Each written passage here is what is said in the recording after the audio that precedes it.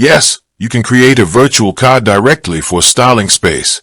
Starling Bank allows personal and joint account holders to link virtual debit cards to individual spaces, helping you compartmentalize your money and stick to specific budgets.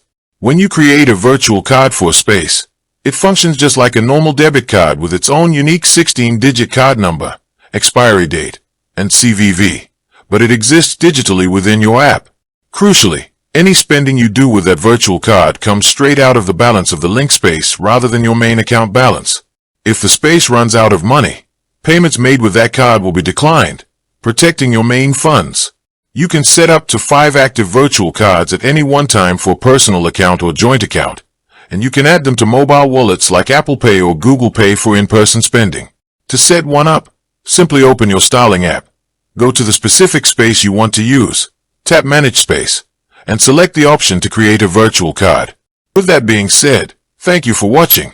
For more finance videos, kindly check my page.